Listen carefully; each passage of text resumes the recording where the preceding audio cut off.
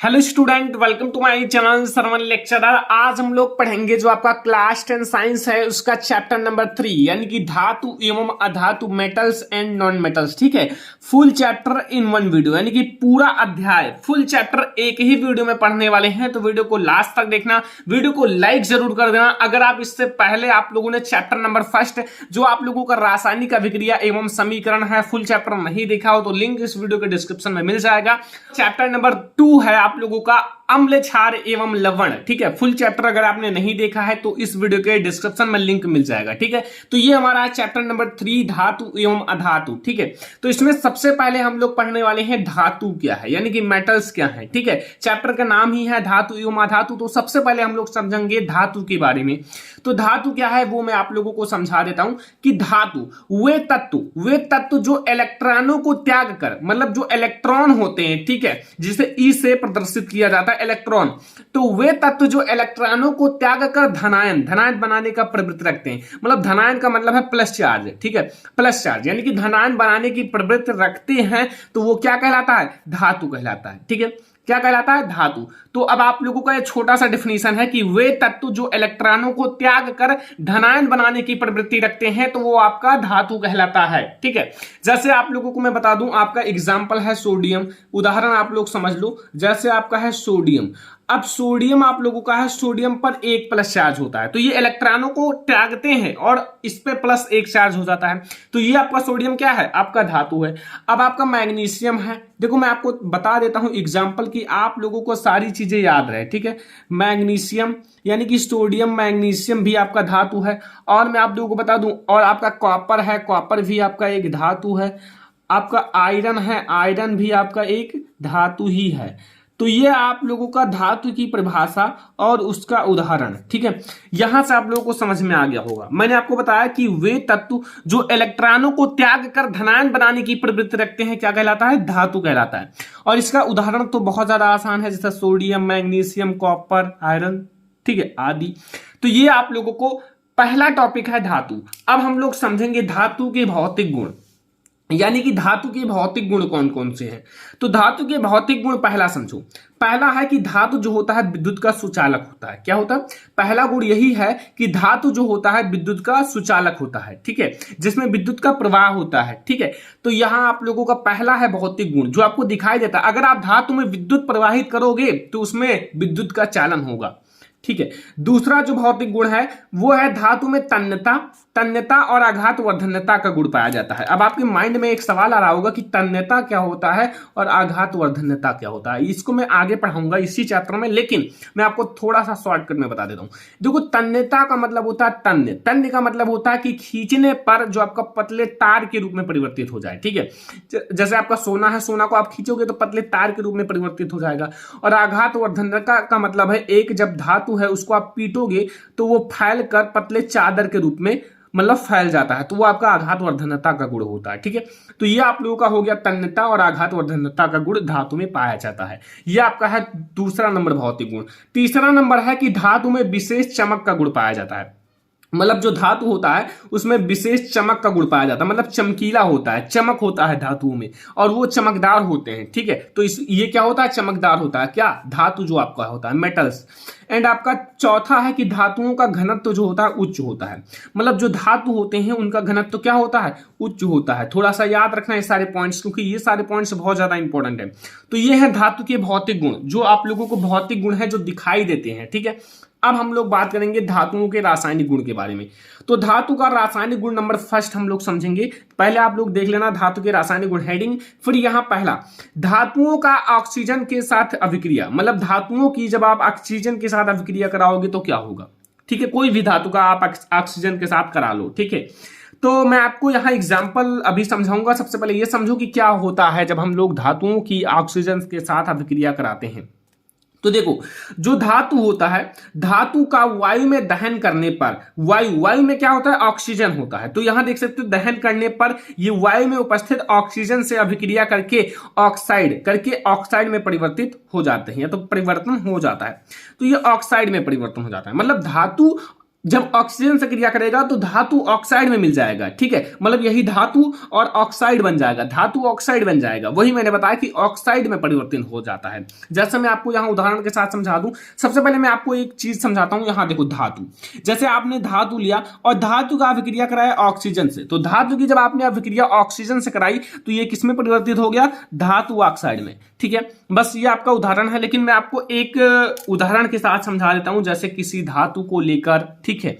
तो जैसे मैं ले लेता हूं आपका मैग्नीशियम, ठीक है, Mg, मैग्नीशियम को लिया, मैग्नीशियम और आपका यहां आप लोगों का है ऑक्सीजन, ठीक है, ऑक्सीजन मैं ले लेता हूं O2, ठीक है, O2 आपने लिया ऑक्सीजन, तो ये आप लोग जब गर्म करोगे तो गर्म किया, गर्म, ठीक है, गर्म किया तो ये आपका मैग्नीशियम ऑक्साइड बन जाएगा, धातु का ऑक्साइड बन जाएगा, तो मैग्नीशियम ऑक्साइड यानी कि MgO। अब MgO, लेकिन इसको बैलेंस भी करना है, मैंने पहले चैप्टर में पढ़ाया बैलेंस करने का रूल। तो यहां आपका Mg कितना है, 1 है और ऑक्सीजन 2 है, इधर आपका सब 1-1 है, तो यहां 2 लगा दो तो Mg 2 हो गया, ऑक्सीजन 2 हो गया, तो यहां आप 2 लगा दोगे तो आपका दोनों Mg भी 2 है और आपका ऑक्सीजन भी 2 हो जाएगा। तो ये आप लोगों का हो गया। अब आप लोगों का ये क्या है, Mg आप लोगों का मैग्नीशियम है, मैग्नीशियम क्या है आप लोगों का, धातु है, ठीक है। तो ये आप लोगों का मैग्नीशियम है, क्या है, मैग्नीशियम, और ये आप लोगों का ऑक्सीजन है, आपको पता है, और ये हमारा है मैग्नीशियम ऑक्साइड। याद रखना सारी चीजें जो मैं आपको बता रहा हूं, ताकि आप लोगों का सारा कंफ्यूजन क्लियर रहे। मैग्नीशियम ऑक्साइड है, ऑक्साइड, क्योंकि ये किससे अभिक्रिया करा, ऑक्सीजन से, तो ऑक्सीजन से जब आपका कोई भी धातु अभिक्रिया करेगा तो उसका ऑक्साइड बना देगा, मतलब मैग्नीशियम ऑक्साइड हो गया, तो धातु ऑक्साइड, ये आपका मैग्नीशियम धातु है और ये ऑक्साइड ने कि धातु का ऑक्साइड बना दिया। तो ये हमारा है पहला आपका धातुओं का रासायनिक गुण। दूसरा देखते हैं, अब आप लोग समझो दूसरा नंबर, ठीक है, दूसरा नंबर आप लोग रासायनिक गुण समझना, जो कि बहुत ज्यादा इंपॉर्टेंट है, ठीक है। धातुओं का जल के साथ अभिक्रिया, जब धातु जल के साथ क्रिया करेगा तो क्या होगा, तो धातु जब जल के साथ क्रिया करेगा, देखो धातुएं जो होती हैं जब जल के साथ अभिक्रिया करती हैं, जल के साथ क्या करती हैं, अभिक्रिया करके हाइड्रोजन गैस, मतलब जो आपका हाइड्रोजन गैस होता है H2, ठीक है, हाइड्रोजन गैस तथा धातु ऑक्साइड, ठीक है, आपका धातु ऑक्साइड बनाएंगे अथवा धातु हाइड्रोक्साइड बनाएंगे। मतलब अगर धातु हाइड्रोक्साइड बनाया तो भी अच्छा है, धातु ऑक्साइड बनाया तो भी अच्छा है, निर्मित करते हैं। आपके कहने का मतलब इसमें समझो कि धातुएं जब जल के साथ क्रिया करती हैं तो क्या होता है, ऑक्सीजन गैस तो आपका बाहर निकलता है, और ये धातु ऑक्साइड बनाएंगी, चाहे आपका जैसे Mg करा तो MgO बन जाएगा, या फिर आपका हाइड्रोक्साइड यानी कि MgOH, ठीक है, MgOH बन जाएगा, ठीक है, वो आपका हाइड्रोक्साइड है। तो जैसे यहां आप लोग समझो, यहां उदाहरण में समझो, जैसे यहां मैंने एक धातु लिया 2Na आपका है सोडियम, ठीक है, इसको वैलेंस करने के लिए 2 मैंने लगा दिया, ये आपका क्या है, धातु है, क्या है, धातु है। अब ये धातु जो है जल से क्रिया करता है, जल यानी कि H2O, अब H2O के आगे मैंने 2 लगा दिया, ये आपका जल है, ठीक है, बैलेंस करने के लिए। फिर यहां गिव्स आउट आपको क्या मिला, 2NaOH, NaOH आपका धातु हाइड्रोक्साइड है, ठीक है, क्या है, धातु हाइड्रोक्साइड, वैसे आपका सोडियम हाइड्रोक्साइड है, लेकिन ये आपको मिला क्या, आपका धातु हाइड्रोक्साइड, और हमें मिलना भी था, अगर धातु हाइड्रोक्साइड मिलेगा या फिर धातु ऑक्साइड मिलेगा तो हमें हाइड्रोक्साइड मिल गया, ठीक है, किसी किसी में आपको धातु ऑक्साइड भी मिल जाएगा, और यहां हाइड्रोजन गैस आपका बाहर निकल गया। तो ये आपको समझ में आ गया, जब आपका धातुएं जल के साथ क्रिया करेंगी तो क्या करेंगी, हाइड्रोजन गैस बाहर निकल गया, देखो हाइड्रोजन गैस बाहर निकल जाएगा और आपका धातु ऑक्साइड बनाएगा या फिर धातु हाइड्रोक्साइड बनाएगा, बस। तो ये आप लोगों का है दूसरा नंबर रासायनिक गुण, ठीक है। अब तीसरा नंबर आप लोग रासायनिक गुण समझो, तीसरा नंबर जो आपका रासायनिक गुण है कि धातु की तन अम्लों के साथ क्रिया, जो धातुएं होती हैं तनु अम्लों के साथ क्रिया करके क्या करती हैं, क्या बनाती हैं, तो धातु की तनु अम्ल के साथ क्रिया, देखो आपका सामान्यतः सभी धातुएं तनु अम्लों से क्रिया करके हाइड्रोजन गैस तथा आपका धातु लवण निर्मित करती हैं। मतलब कहने का मतलब है सामान्यतः जो सभी धातुएं हैं, सामान्यतः सभी धातुएं तनु अम्ल जो आपका अम्ल है से क्रिया करके हाइड्रोजन गैस, ठीक है, हाइड्रोजन गैस बाहर निकालती हैं तथा धातु लवण निर्मित करती हैं। क्या करती हैं, धातु लवण निर्मित करती हैं। जैसे मैं आप लोगों को यहाँ एग्जांपल के साथ समझाता हूं, जैसे धातु है, धातु आपका किसके साथ, तनु अम्ल के साथ क्रिया करेगा, ठीक है, ये आपका तनु अम्ल है।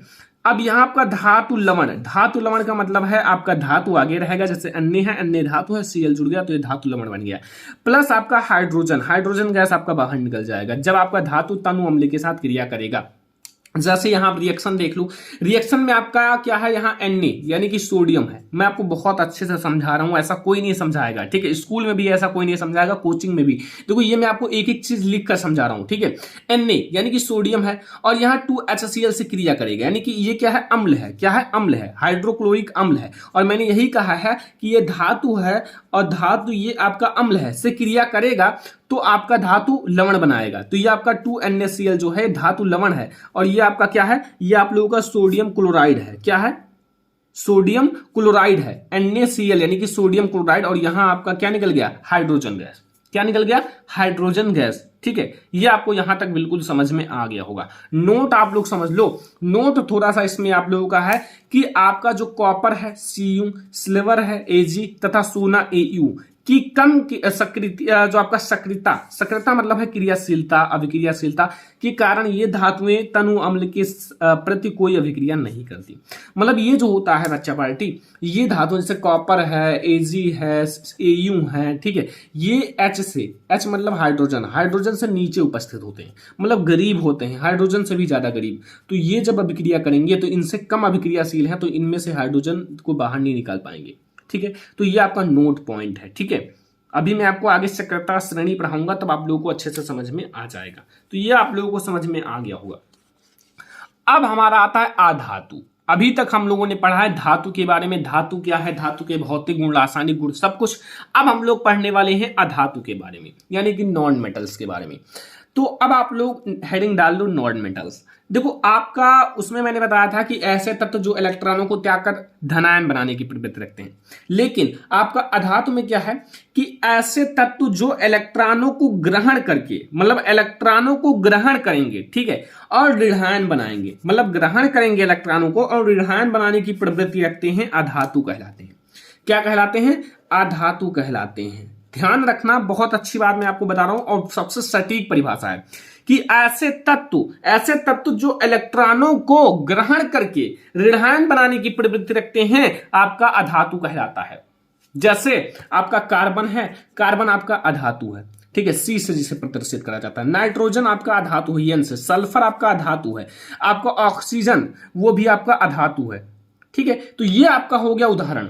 देखो आपसे अधातु की परिभाषा पूछा जाए तो ये बता देना, और अगर आपसे उदाहरण पूछा जाए तो कार्बन, नाइट्रोजन, ऑक्सीजन, सल्फर ये बता देना।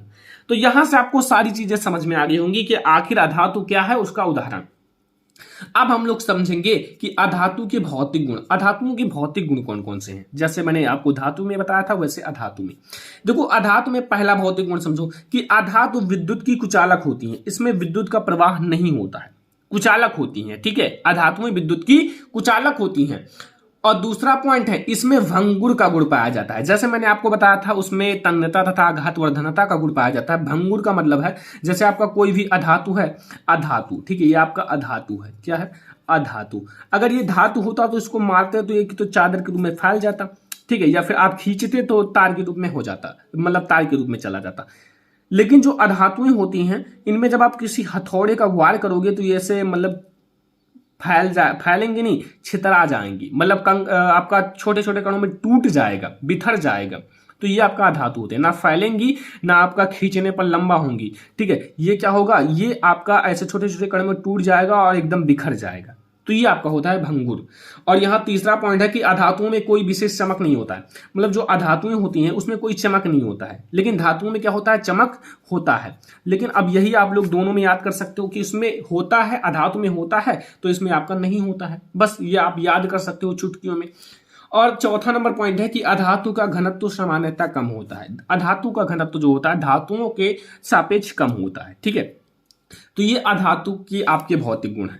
देखो अधातु का भौतिक गुण मैंने 4 बताया है, बस उसी से मैंने तुलना करके बताया। जैसे धातु जो होता है विद्युत का सुचालक होती है, तो अधातु विद्युत का कुचालक होती है। उल्टा है, इसमें भंगुर का गुण पाया जाता है, उसमें तन्यता और आघातवर्धनता का गुण पाया जाता है। अधातु में कोई विशेष चमक नहीं होता है, लेकिन धातुओं में चमक होता है। इसमें यानी कि अधातु के घनत्व समानता कम होते हैं, लेकिन उसका अधिक होता है इससे।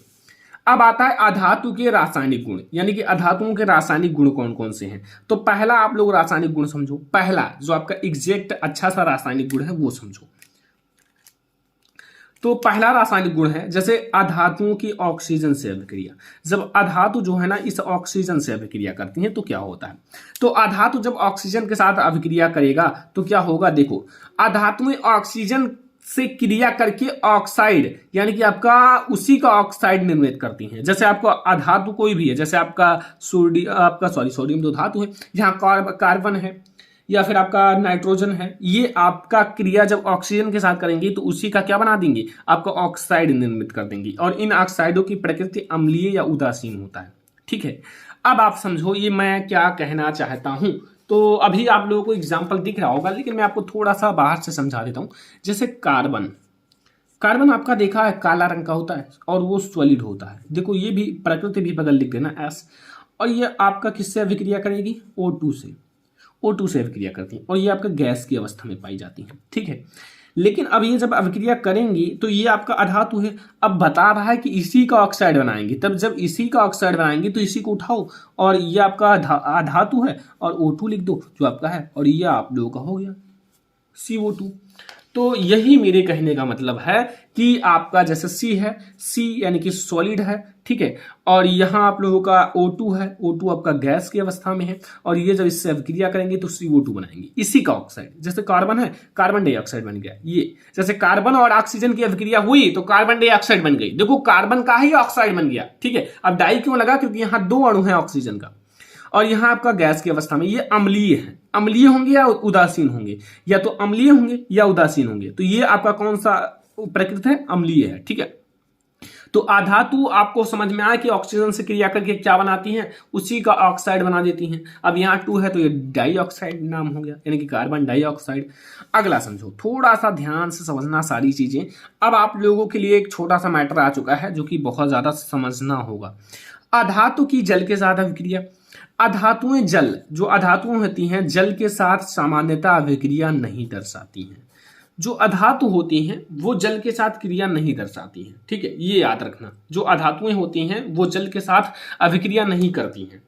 ठीक है, अगला देखो, अधातुओं की अम्ल के साथ अभिक्रिया। अधातुएं अम्ल के साथ भी अभिक्रिया नहीं करती हैं। अधातुएं क्या होती हैं, अम्ल के साथ भी अभिक्रिया नहीं करती हैं। ये आप लोगों को समझना है।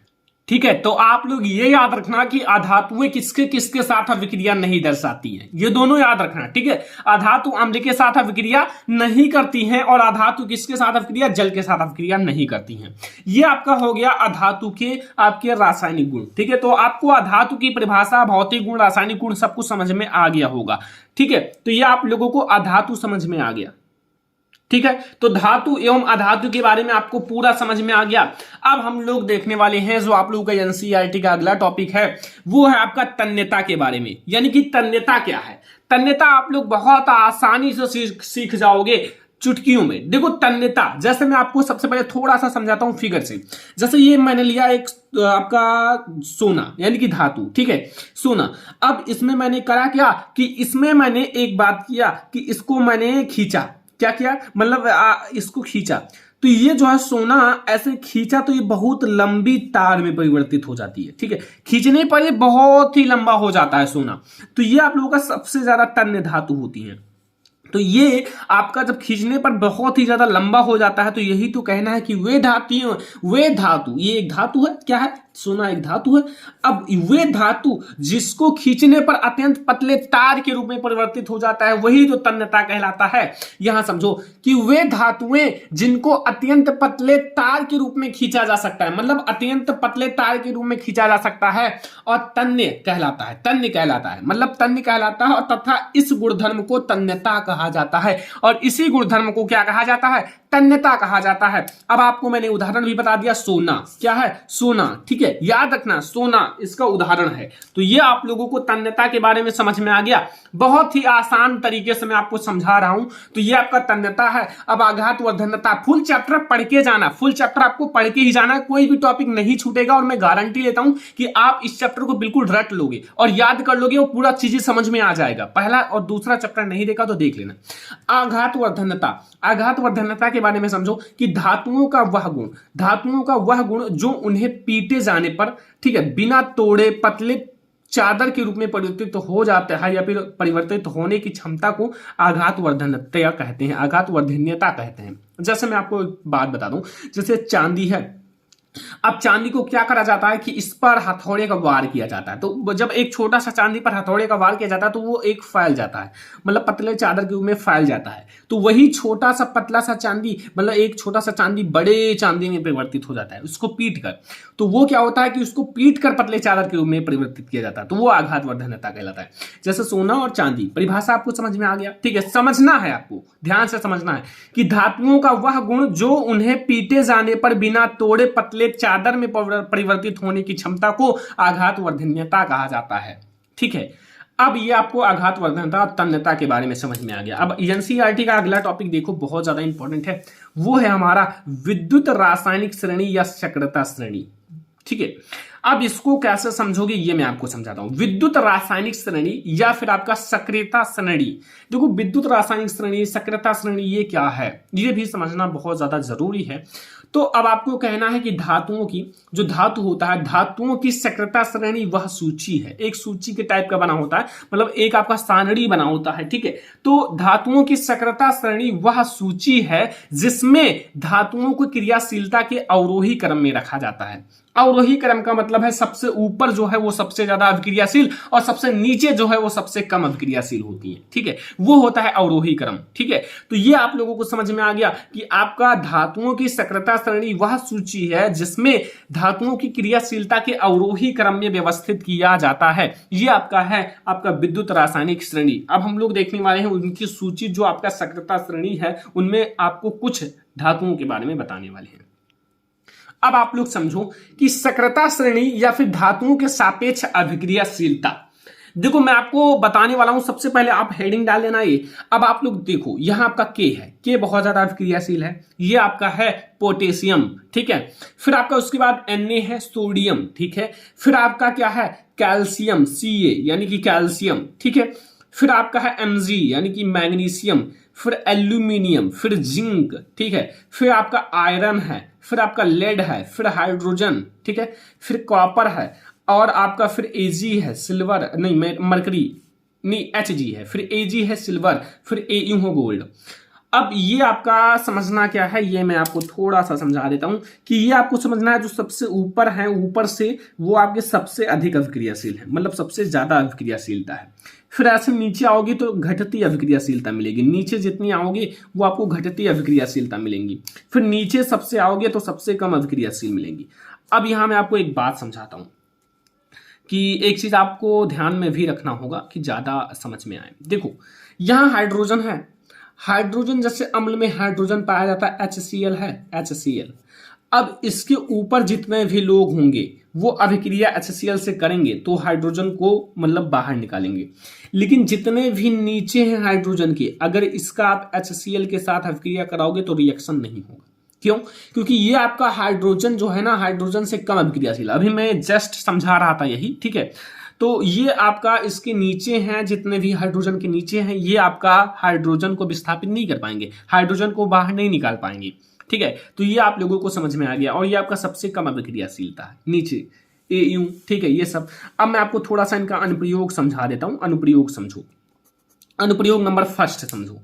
अनुप्रयोग नंबर फर्स्ट में क्या कह रहा है कि विद्युत रासायनिक श्रेणी की सहायता से धातुओं की क्रियाशीलता की तुलना की जा सकती है। धातुओं की क्रियाशीलता जैसे मैं आपको थोड़ा सा समझाता हूं। जैसे मैंने लिया Zn, ठीक है, Zn लिया, जिंक, ठीक है, जिंक लिया, और मैंने ले लिया Cu यानी कि कॉपर, और मैंने ले लिया Au, ठीक है। चलो ये आपका है, ये मैंने लिख दिया।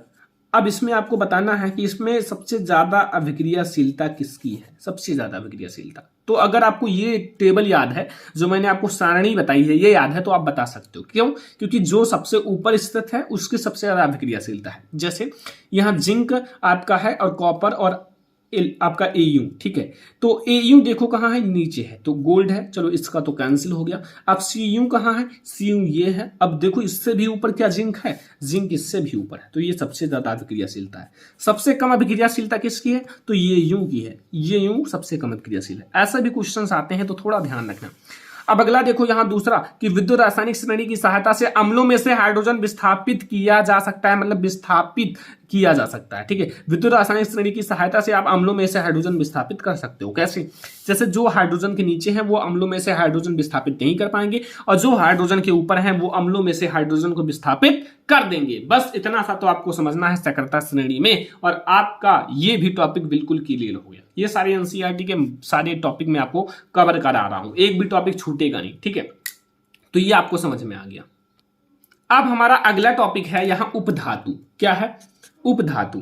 उपधातु के बारे में समझ लो। सबसे पहले उपधातु जो होता है, कुछ तत्वों में कुछ ऐसे तत्व होते हैं जिसमें आपका धातु एवं अधातु, जो धातु होते हैं मेटल्स होते हैं, एवं अधातु यानी कि नॉन मेटल्स। ठीक है, दोनों के आपके दोनों का गुण पाया जाता है। मतलब जैसे आपका एक होता है धातु होता है, मैंने अभी पढ़ाया है सारी चीजें धातु के बारे में, और एक होता है अधातु, अधातु के बारे में मैंने पढ़ाया है। अब कुछ ऐसे आपके क्या होते हैं, तत्व होते हैं जिसमें धातु और अधातु दोनों का गुण पाया जाता है, तो उनको एक अलग श्रेणी में रखा गया है, उपधातु में। किसमें रखा गया है? उपधातु। ठीक है, तो यहां वही कहने का मतलब है कुछ तत्वों में धातु तथा अधातु दोनों का गुण पाया जाता है, तो उन्हें हम लोग क्या कहते हैं? उपधातु कहते हैं। जैसे आपका जर्मेनियम है, जर्मेनियम आपका उपधातु है। सिलिकॉन है, उपधातु है। एंटीमनी है, उपधातु है। ये क्वेश्चन तो मैंने देखा है कई बार आया हुआ है। ठीक है, बोर्ड एग्जाम में एंटीमनी क्या है, तो आपको ऑप्शन दे देगा धातु है या फिर अधातु है या फिर उपधातु है, तो आपको टिक किस पर लगाना है? उपधातु पर। ठीक है, क्यों? क्योंकि एंटीमनी आपका उपधातु है। क्यों है? क्योंकि इसमें धातु एवं अधातु दोनों का गुण पाया जाता है। कोई भी पूछे कैसे, तो कह दो आप उसमें धातु एवं अधातु दोनों का गुण पाया जाता है, इसलिए ये उपधातु है। ठीक है, कोई दिक्कत नहीं है। अगला समझो आपका मिश्र धातु। देखो मैं एक एक टॉपिक को समझा रहा हूं, मिश्र धातु के बारे में समझ लो, एक भी टॉपिक छूटेगा नहीं। चाहे बुक उठा लो और टिक लगा लो कौन कौन सा मैं पढ़ा रहा हूं, एक भी टॉपिक नहीं छूटेगा। सारा टॉपिक मैं आपको पढ़ाने वाला हूं एक ही वीडियो में, तो लास्ट तक देखो, सारा सीख कर जाओ। ठीक है, और यहां आप लोग समझो मिश्र धातु के बारे में। तो मिश्र धातु के बारे में क्या समझना है कि दो या दो से अधिक धातुओं को गलित अवस्था में, जैसे जैसे आपका दो धातु हो या फिर दो से अधिक धातु हो। देखो मिश्र का मतलब क्या होता है? मिश्रण। ठीक है, मिश्र का मतलब क्या होता है? मिश्रण। और मिश्रण का मतलब होता है दो चीजों को मिलाना। ठीक है, जैसे यहां दो या दो से अधिक धातुओं को गलित अवस्था में मिलाने पर प्राप्त समांगी मिश्रण को ठंडा करने पर मिश्र धातु प्राप्त होता है। जैसे आपके दो धातु हैं, अब उनको आप मिलाओगे। जैसे मैं आपको बता दूं जिंक, पहले आप कॉपर समझो, कॉपर और जिंक। कॉपर और जिंक आपका धातु है। ठीक है, अब इसको आप मिलाओगे। क्या? जब आप इसको मिलाओगे 70% आपने कॉपर ले लिया और 30% आपने जिंक ले लिया। अब इसको जब मिलाओगे ना बच्चा बड़ी, तो पीतल बन जाता है। अब इसमें आपका दो चीजें मिली और बनी क्या? पीतल। तो अब आप लोग यहां समझे कि दो या दो से अधिक धातुओं को गलित अवस्था में मिलाने पर प्राप्त समांगी मिश्रण को आप लोग मिश्र धातु कहते हो, या फिर ठंडा करने पर मिश्र धातु मिलता है। ठीक है, आप लोग समझो पीतल, कांसा, जर्मन सिल्वर, ये आपका है उदाहरण। अब आप लोग सोच रहे होंगे कैसे आखिर दो धातुएं मिलती हैं, तो मैं आपको वो भी समझाऊंगा, सारी चीजें समझाऊंगा। ठीक है, और आप लोग केवल ध्यान से समझो। देखो यहां अवयव घटक, ठीक है, इसमें कौन कौन से घटक हैं? जैसे यहां मैंने उदाहरण के लिए पीतल लिया है, उदाहरण में कांसा लिया है और जर्मन सिल्वर लिया है, तीनों को, जैसे मैंने यह उदाहरण लिया था। अब आपसे कोई पूछे कि पीतल में कितना कॉपर पाया जाता है और कितना जिंक पाया जाता है, पीतल में कितना कॉपर और कितना जिंक पाया जाता है, तो बता पाओगे? हाँ, क्योंकि मैं आपको बता रहा हूं। देखो कॉपर और प्लस जिंक से मिलकर बना हुआ है कौन? पीतल। और इसमें आपका 70% आपका कॉपर पाया जाता है और 30% आपका जिंक पाया जाता है। क्या पाया जाता है? 70% बच्चा पार्टी आपका कॉपर पाया जाता है। कॉपर का मतलब Cu, और आपका Zn जिंक आपका कितना पाया जाता है? 30%। ठीक है, कांसा, कांसा में आपका Cu कितना पाया जाता है और प्लस Sn, Cu आपका 90% पाया जाता है और 10% आपका Sn पाया जाता है। और आपका ये बनाने में, बर्तन बनाने में प्रयोग किया जाता है किसका? पीतल का बर्तन। पीतल का बर्तन आपने नाम सुना होगा। और कांसा का प्रयोग किया जाता है सिक्का बनाने में, सिक्का बनाने में कांसा का प्रयोग किया जाता है। और आपका जर्मन सिल्वर में आपका तीन चीज पाया जाता है, एक तो आपका Cu कॉपर और Zn जिंक और Ni निकिल, और इसमें 60% आपका कॉपर पाया जाता है, 20% आपका जिंक पाया जाता है और आपका 20% क्या पाया जाता है? निकिल। ठीक है, और यहां बर्तन बनाने में भी इसका भी उपयोग किया जाता है। तो यहां से मिश्र धातु की परिभाषा, उदाहरण और अवयव घटक कैसे मिलता है, सारी चीजें ये मैं आपको बता दिया। आई होप कि आपको बहुत ही अच्छे से समझ में आ गया होगा, कोई कंफ्यूजन नहीं होगा। ठीक है, क्योंकि मैंने आपको समझा दिया बहुत ही अच्छे से। तो ये सारे टॉपिक्स आपको बहुत अच्छे से समझ में आ रहे होंगे। तो अब हम लोग देखने वाले हैं खनिज के बारे में। ठीक है, खनिज क्या होता है अभी आप लोगों को तुरंत समझ में आ जाएगा। देखो, पृथ्वी की भूप्रपटी, जो पृथ्वी की भूप्रपटी है, ठीक है, में प्राकृतिक रूप से पाए जाने वाले तत्वों या यौगिकों को खनिज कहा जाता है या फिर खनिज कहते हैं। जैसे जो आपका पृथ्वी है, पृथ्वी की जो भूप्रपटी है में प्राकृतिक रूप से, जो प्राकृतिक की देन है, ठीक है, प्राकृतिक रूप से पाए जाने वाले तत्व, जो आपके तत्व होते हैं, ठीक है, ध्यान से समझना सारी चीजें, या फिर आपके जो यौगिक होते हैं, ठीक है, वो क्या कहलाते हैं? खनिज कहलाते हैं। अब मैं आपको समझाता हूं, जैसे आपको उदाहरण के रूप में है आप लोगों का उदाहरण, जैसे NaCl क्या है? Sodium chloride. ये आपका क्या है? सोडियम क्लोराइड आपका एग्जाम्पल है खनिज का। और यहाँ CaCO3, जो आपका Ca से होता है कैल्शियम, CO3 से होता है कार्बोनेट, कैल्शियम कार्बोनेट। यहाँ आपका लोहा, ठीक है, कोयला, देखो कोयला आप लोग देखे होंगे जब खुदाई किया जाता है तभी निकलता है, आदि।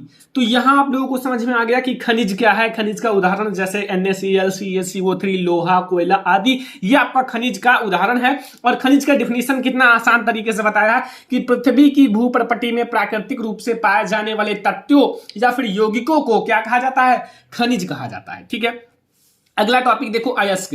अयस्क भी आप लोग ध्यान से समझना, एनसीईआरटी का सारा टॉपिक है। तो देखो, जिस खनिजों से धातु आसानी से, जैसे आपका जो खनिज होता है, देखो मैंने पहले खनिज पढ़ाया, अब आप लोग जब अयस्क पढ़ोगे तो जब आप खनिज के बारे में जानते हो तो अयस्क आपको अच्छे से समझ में आ जाएगा। ठीक है, तो ऐसे ही जब आप पहला और दूसरा चैप्टर अच्छे से पढ़ लोगे तो तीसरा चैप्टर ज्यादा अच्छा समझ में आ जाएगा। ठीक है, तो जिस खनिजों से आपका धातु, जो धातु होता है, आसानी से एवं कम खर्चे में प्राप्त कर सके, अयस्क कहलाता है।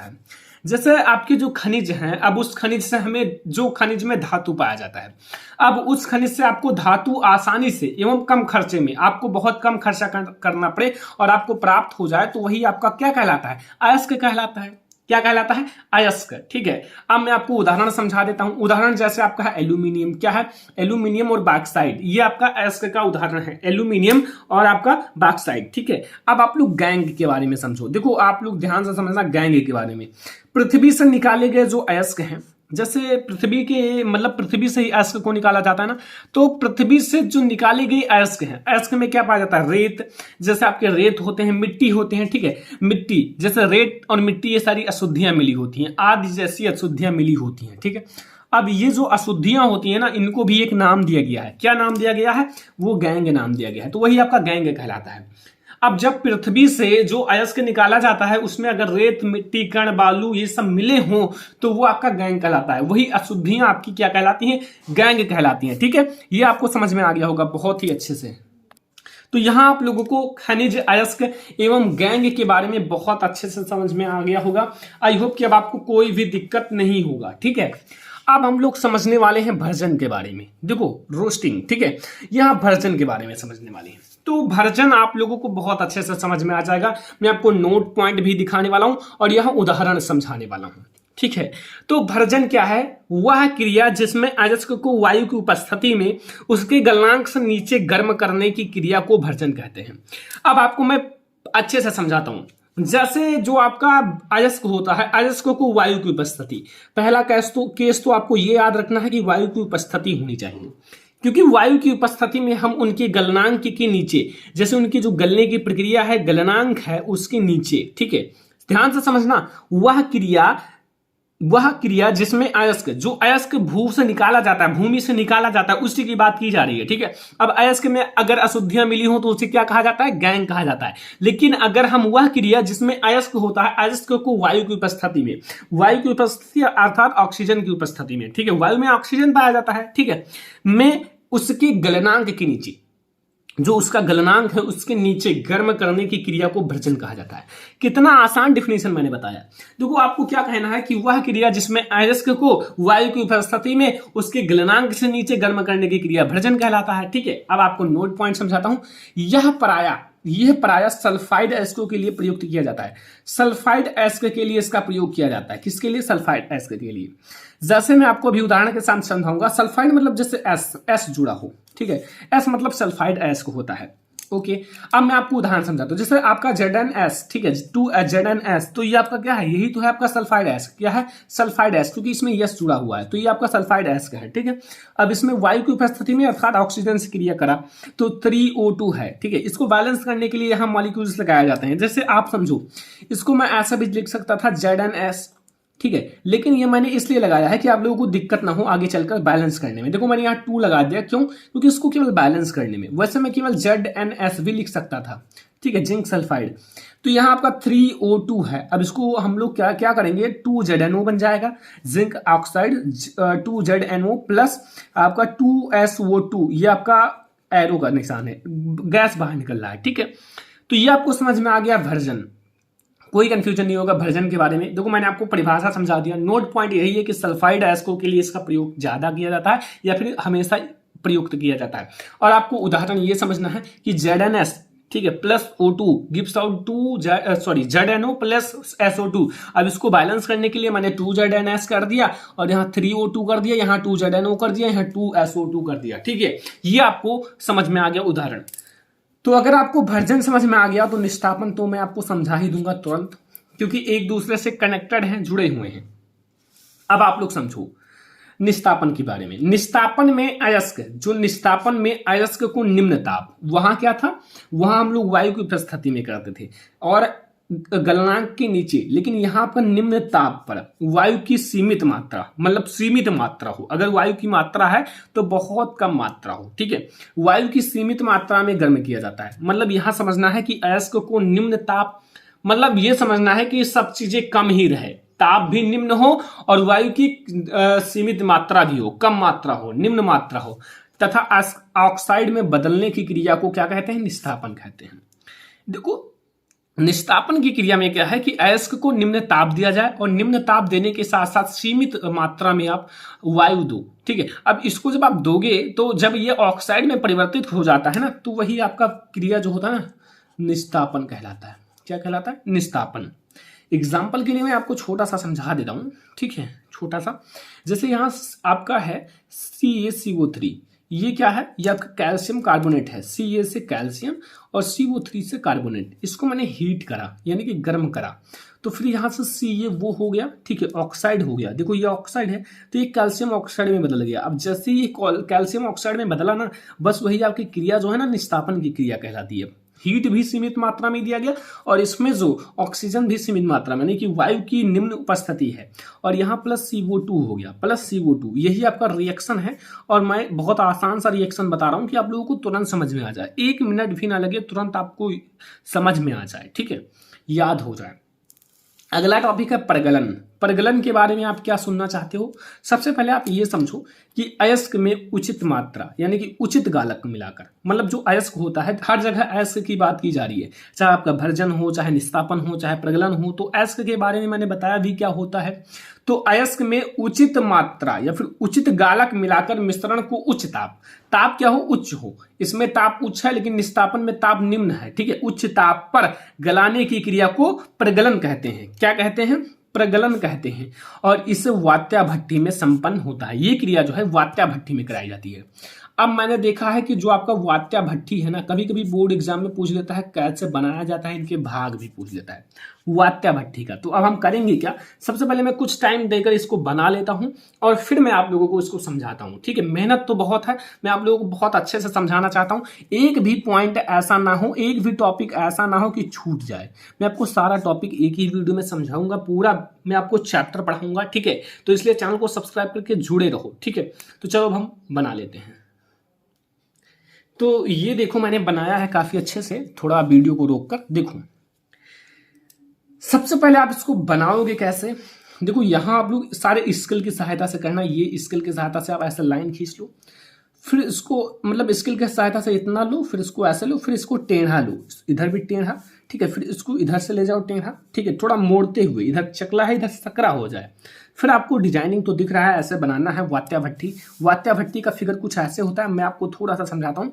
इसमें आप थोड़ा चूर्ण डाल दो, किसका, पिघली धातु का। इसमें क्या डालोगे, पिघली धातु का चूर्ण। ध्यान से समझना, मैं आपको बहुत अच्छे से समझा रहा हूं। इसमें आप पिघली धातु का चूर्ण डाल दो।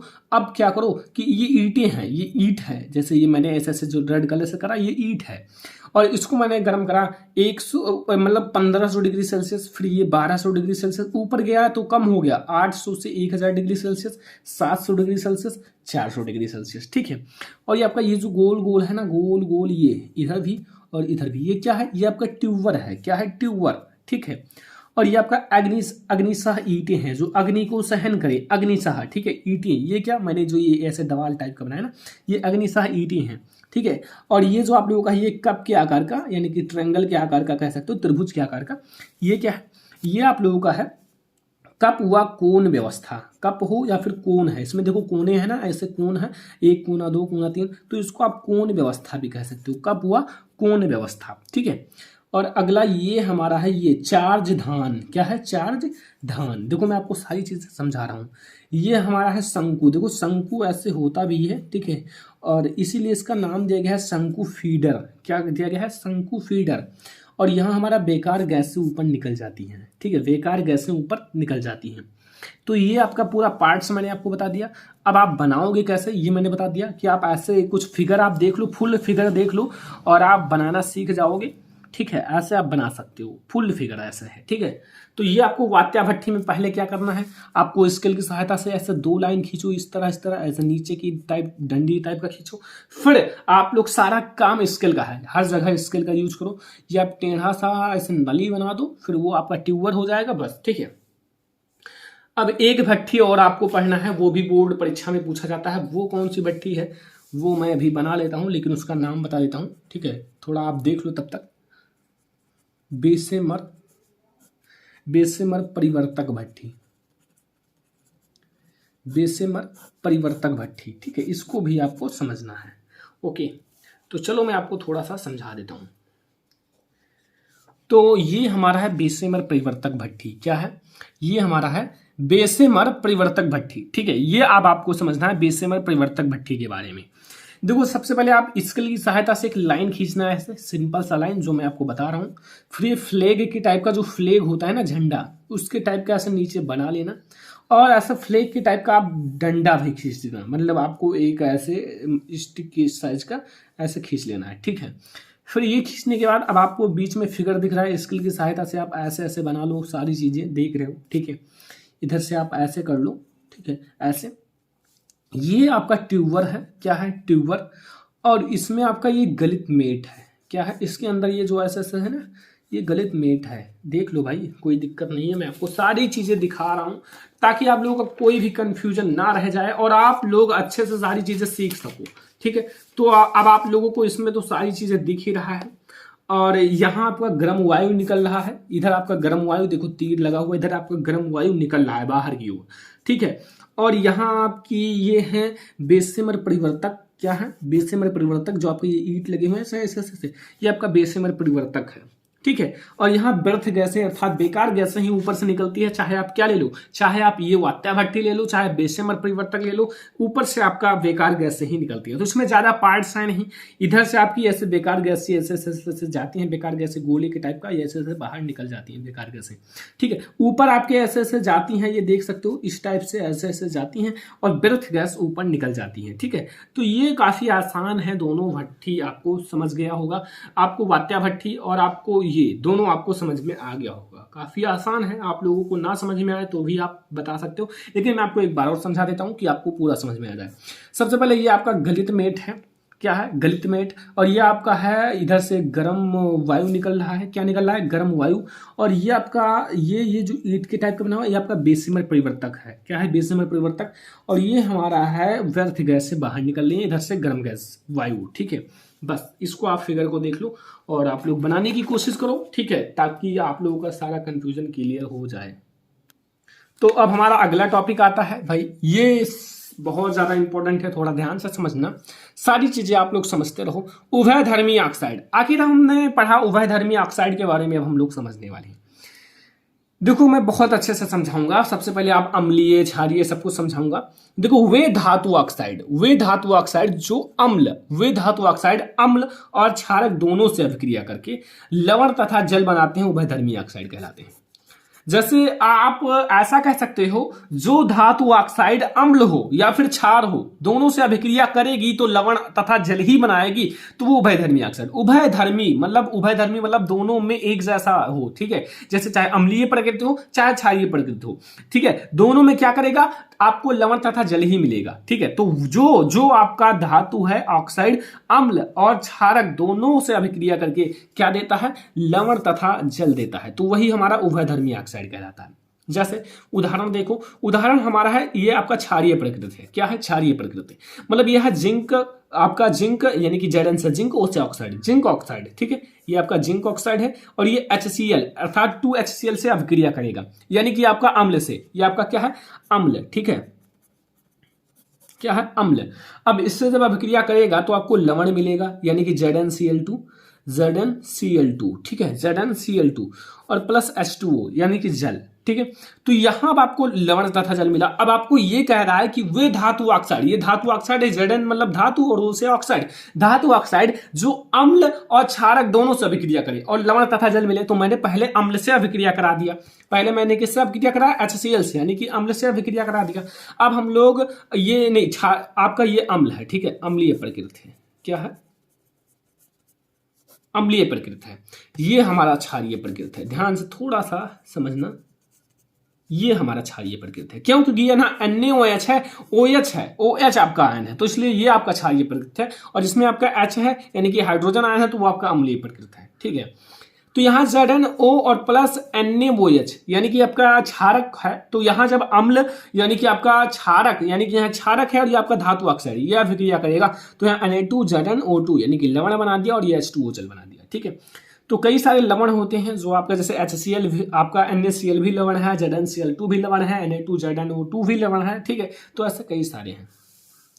अब संक्षारण समझो। संक्षारण देखो, धातुएं अपने आसपास अम्ल, आर्द्रता व वायु के संपर्क में आने पर संक्षारित होने लगती हैं, ठीक है। ऐसे ये चीज आपने पहले चैप्टर में भी पढ़ा होगा, संक्षारण तथा विकृत ग्रंथियां, लेकिन इसमें भी पढ़ना था संक्षारण के बारे में।